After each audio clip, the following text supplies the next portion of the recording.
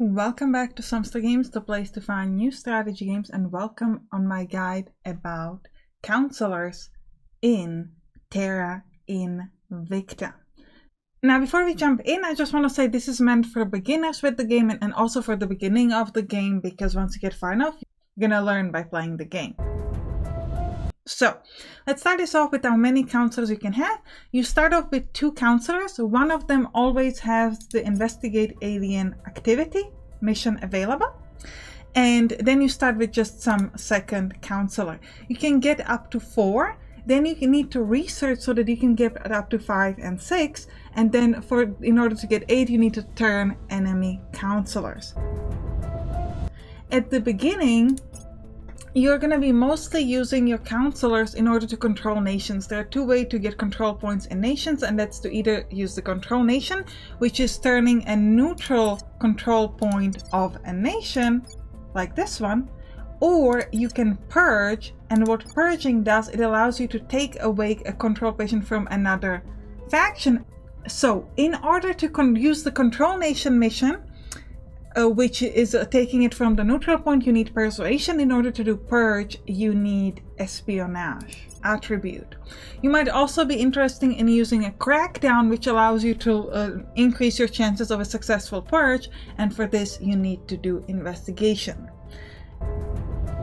Now, at the beginning of the game, you will start with typically 50 influence, and you might consider immediately recruiting a new person. If you can find someone that only costs 30, I wouldn't recommend it. I would wait for people that cost 60, because you can only get 4 at a time. So the fact that you miss out on that first confirm assignment isn't that big of a deal, and you're better off taking someone who is really good. What to focus on when you're picking a new counselor to pick. So at the beginning, you want people who have high persuasion, because you're going to be using the control nation mission the most. One thing to keep in mind, you might be looking at this guy looking at persuasion 8 and thinking he's amazing, I gotta take him, and click on it, and then you find out that you messed up and now you gotta kick him out, but you already paid a lot of influence for him. Why? This person does not have the control nation mission, so he actually cannot control a nation. And this is very important, and this can happen quite a bit, that people with super high persuasion actually can't do it. There are ways to give him extra missions, but you won't be able to do it at the start of the game, so be really careful and try to find someone who has still high persuasion but also has the control nation ability, which we don't really have in our case, but it's something you need to keep in mind. So always look at the missions. You can also dismiss a council by simply clicking on them, as you can see on the screen right now. Alright, now let's talk about attributes.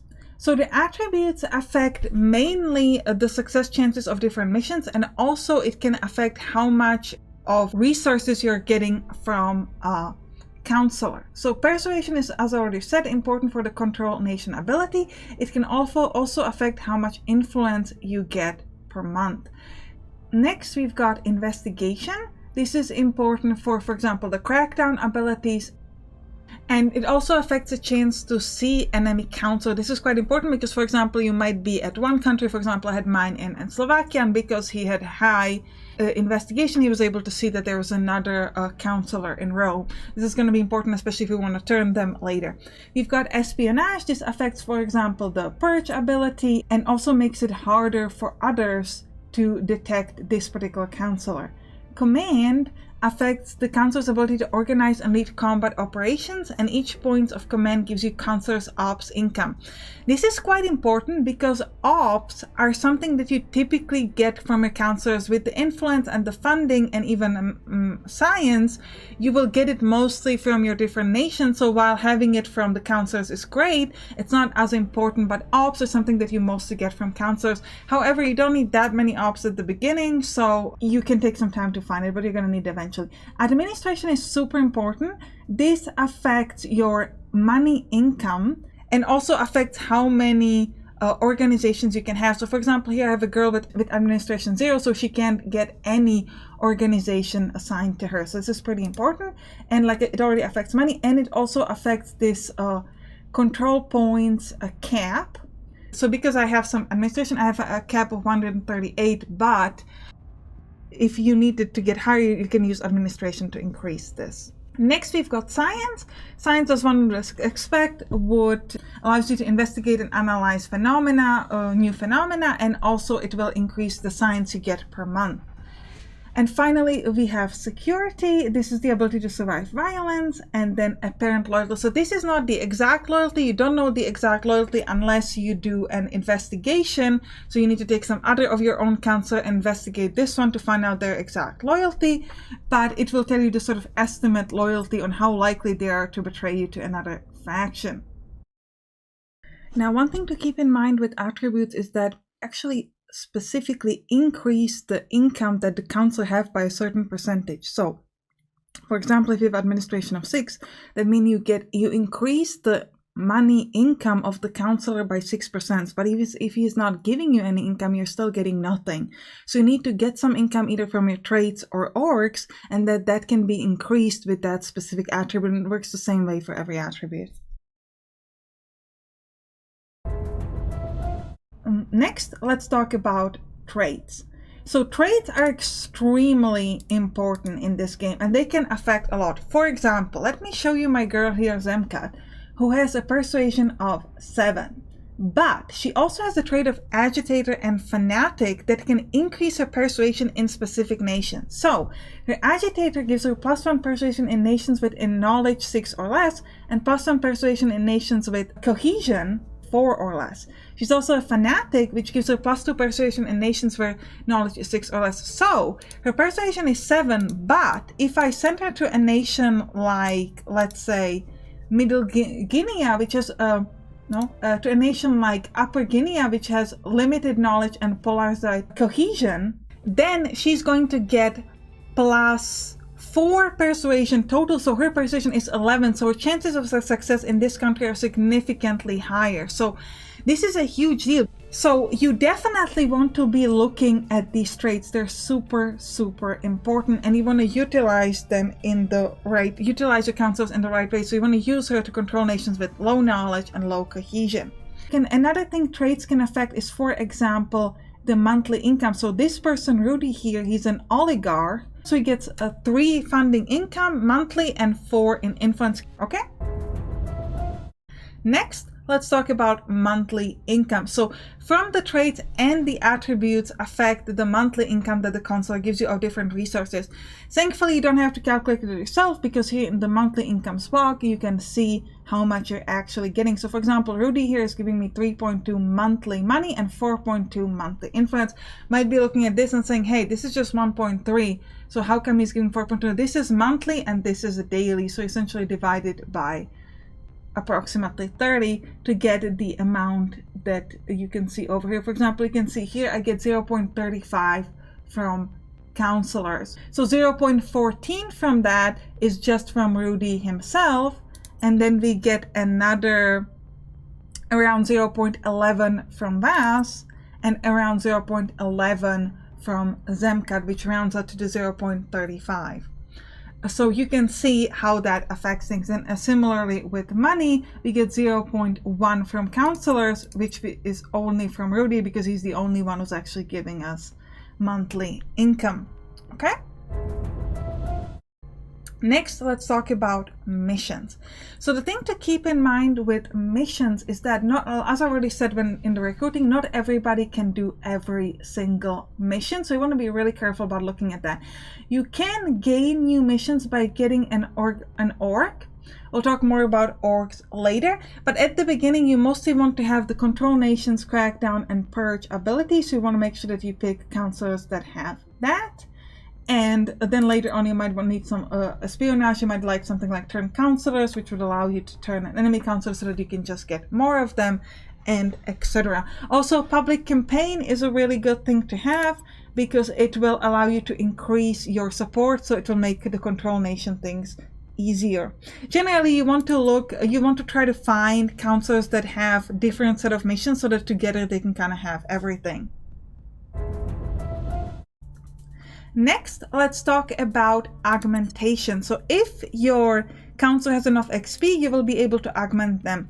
A typical way to use augmentation is in order to increase an attribute, so you can increase every attribute for exactly 20 XP, so give you +1 to each. Actually, you want to know what your counselor is good for. For example, Zemkat is good for controlling nations, so persuasion is going to be the most important thing. Another thing to keep in mind is these traits. You always want to be looking at these traits because sometimes it's more beneficial. For example, the gain threat survivor gives her +1 in security, but it only costs 10 XP, so it actually costs half the price. So you always want to be looking at what are the possible traits that you can get for her. However, keep in mind that for some traits you actually need to pay also influence and funding. For example, this criminal trait is very expensive because it also costs me 50 influence, and at the beginning of the game you aren't exactly going to have much influence, but it gives you access to organizations that are not available to other counselors. Affluent is also interesting because it straight up gives you money. So normally you would have to try to increase your administration stats to get some money, but this way you can straight up jump into getting money immediately. Another way to make your counselors better is to buy an org. So the orgs typically cost a lot of different things. For example, typically cost influence, but it can also cost operations and occasionally money. An org that I could buy here is Castle Risk Management. Typically orgs grant you missions, so this would give me an extract, counselor, and protect target missions, and it would give me a monthly income of 1 ops, increased by 1 my investigation and my security on this particular organizer. Another thing to keep in mind with organizations that you want to always be able to get them even if you have the right resources. For example, I have 50 influence, but I can't give him national security because the counselor must have to trade government. And you even need to have a specific control point at a specific place, for example here in Taiwan, or the counselor needs to be from there. Let me show you what happens if you purchase an org. You can click on this over here. You're going to pay the money and then it's immediately assigned over here. You could also unassign this if you wanted to, and to transfer to the unassigned pool, and then you can put it back in. The organizations in the marketplace are changing over time. So now I've sort of let some time pass, and now if you go back to us, you can see that his investigation is now 5, security is now 5, and you can see that this is lit up, which means that it comes from the organization. You can also see here his 2 additional missions also are marked by this, so that you can tell that if you try to remove this or unequip it or sell it, that you will be losing this particular effect. Alright, now finally let me show you how to start an assignment. So the way this works is that you pick one of the missions here from the bottom. For example, we're going to pick the control nations here with Zemkat. So we're going to click, we already know that she's good with nations that have good stats, as you can see, but this is already sort of counted in this percentage. For example here, so we can see that we get 7 persuasion. And then we get a popular support. This is based on how many people like us, as you can see over here. So very low amount of people like us, so this is very low.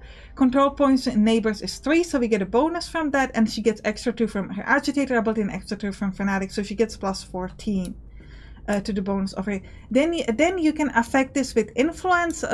Depending on your missions, there might be a different resource that you use to affect the success of it, but you can increase it. And then you gotta click on this control nation. This is very important. Then you can pick your other character, and you can go, again, you want to tell them to control a nation, for example, as well, or you can try to do a purge if you can, but we don't have that option right now. So we're going to go control nation, let's say, we're going to try to control here Belarus, and we can click up the influence up to increase this. You can see we get a bonus from his trait of being ethical, so we'll click on control nation. Now then you have to click confirm assignment, but you're going to be able to see it here because you can't unpause the time in order, and now the missions begin. You can hover over an existing mission and it will tell you when it's supposed to resolve and what the mission is exactly doing, so you know that in 7 days we'll be able to resolve this mission and we'll get the result. Alright, I think this is everything you need to know about counselors. Write down in the comments if you have any more additional tips on counselors. Alright, I hope you enjoyed this, and click on the right to watch my Let's Play of Terra Invicta. I'll see you there. Bye bye!